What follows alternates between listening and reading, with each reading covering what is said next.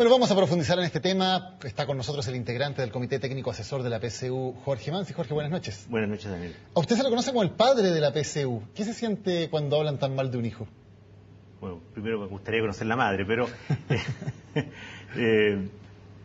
digamos que en esta materia, si es que uno tuviera que reconocer alguna paternidad, uno tiene que estar acostumbrado a que estos hijos crezcan, se desarrollen, sigan cambiando en el tiempo.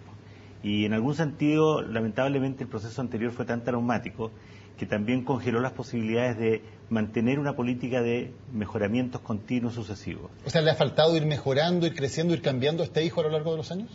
Evidentemente, yo creo que sistemas de este tipo debieran estarse sometiendo a revisiones periódicas, ojalá con evaluaciones externas cada unos 5 años, de manera que yo creo que es bienvenido que a los 10 años tengamos esta oportunidad para sentarnos, revisar, para que el Ministerio ahora y el Consejo de Rectores concuerden en una nueva institucionalidad que yo creo que es realmente algo esencial para la salida, porque también ha ocurrido algo bastante anómalo. Este hijo se ha desenvuelto, digámoslo así, en un ambiente enteramente de mucho conflicto, donde ha estado permanentemente este tema planteado como una especie de guerrilla en que hay detractores permanentes, hay defensores permanentes y todos los años se dicen exactamente las mismas cosas y no se avanza. Ahora, el informe de Pearson es bastante lapidario, tiene muchas críticas de fondo a lo que ocurre en la PSU. En términos generales, ¿le parece un buen informe? ¿Cree que tiene razón o cree que está muy equivocado en lo que plantea? Yo creo que es un informe bastante que cubre muchos temas. De hecho, hay 124 recomendaciones. Pero yo no lo calificaría de lapidario. Lapidario sería un informe que hubiera dicho que esta prueba está irremediablemente condenada a ser sustituida por otra. Lo que está haciendo este informe es hacer recomendaciones para mejorar este sistema. Y como ocurre con cualquier sistema de estándares exigentes en el mundo, cuando a uno lo someten a esos estándares exigentes, a uno le van a decir, bueno, usted tiene que mejorar en tales y cuales aspectos. O sea, el hecho de que detectemos que tenemos muchas cosas por mejorar, yo creo que esa es la mala lectura que se ha hecho de esto, no quiere decir que la prueba está fallando gravemente. Hay aspectos donde hay falencias más graves y hay muchos aspectos donde hay apenas pequeños ajustes que hacer. A ver, pero un tema fundamental para estas pruebas es ser predictiva, o sea, lograr predecir cuál va a ser el rendimiento de los alumnos en la educación superior, y el informe dice que en comparación con pruebas similares a nivel internacional, esta prueba es poco predictiva. Bueno, aquí hay que ser preciso. El informe dice eso y no obstante solo cita evidencias que son norteamericanas.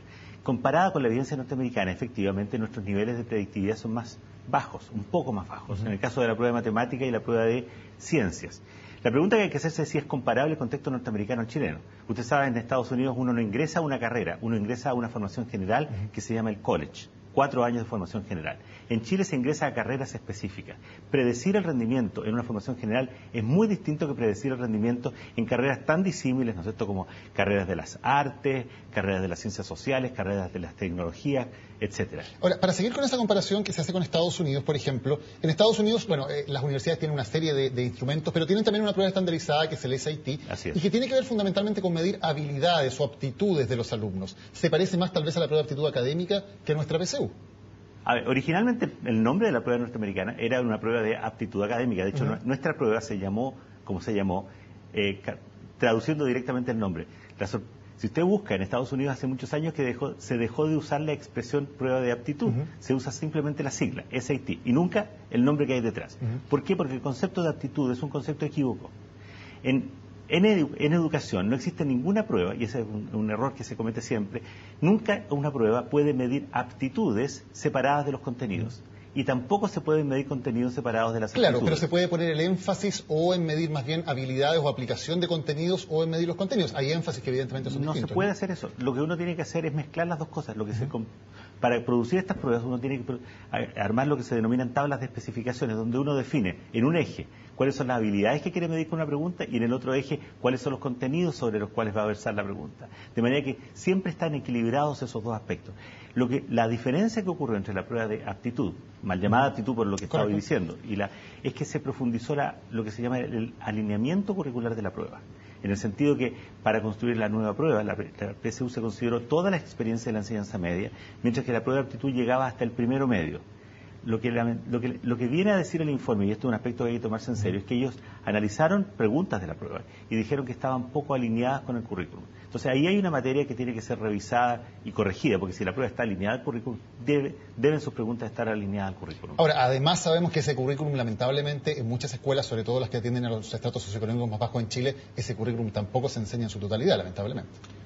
Y ese es un tema que países que tienen currículum nacional se tienen que estar preguntando a sí mismos si son capaces, ¿no es cierto?, de cumplir con esas expectativas.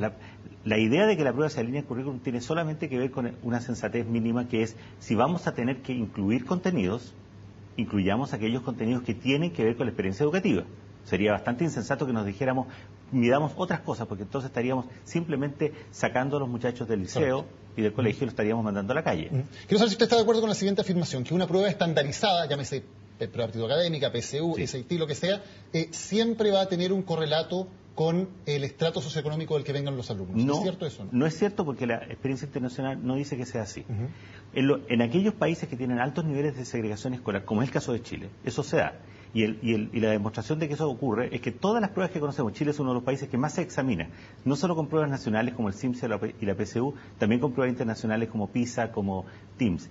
Todas las mediciones que hacemos muestran una altísima correlación entre la condición socioeconómica del joven y su resultado, especialmente cuando consideramos la condición socioeconómica promedio de una escuela, no tanto la individual. Es, por lo tanto, un problema del sistema educativo chileno.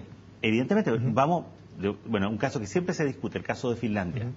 ¿Cuál es la gran gracia del caso finlandés? Que la correlación que hay entre la condición socioeconómica a nivel de escuela y el rendimiento es virtualmente cero. Solamente subsiste una correlación al interior en cada escuela, porque al interior de las escuelas, aquellos hijos de padres con más educación tienden a tener hijos con mejores rendimientos que otros, pero está todo eso atenuado. O sea, hay países que han logrado atenuar fuertemente con políticas educativas, no con mediciones.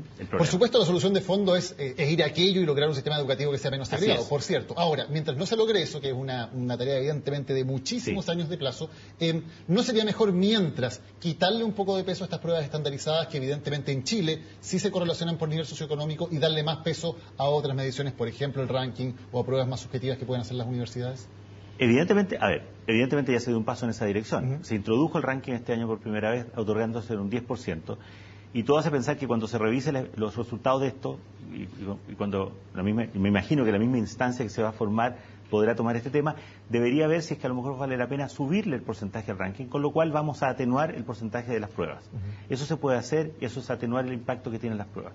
Pero lo que hay que tener conciencia es que el problema no es cambiar una prueba por otra, porque cualquier otra prueba nos va a producir exactamente el mismo resultado, porque ya lo he dicho, todas las pruebas internacionales, el CIMSE y todo lo que conocemos produce más o menos el mismo efecto.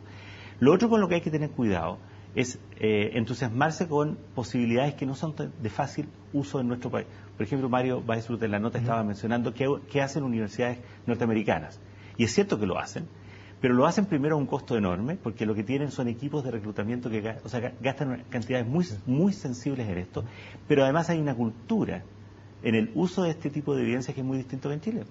Imagínense lo que va a pasar si los muchachos tienen que presentar credenciales que dicen en cuántas actividades sociales trabajaron durante su liceo. ¿Qué van a hacer?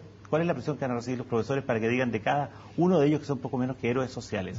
Eso va a ser muy difícil de introducir en una cultura como la nuestra. O sea, hay que tener cuidado de lo que se puede y lo que no se puede hacer en mediciones con altas consecuencias. Jorge Manzi, muchas gracias por haber estado con nosotros en CNN. Gracias, Daniel.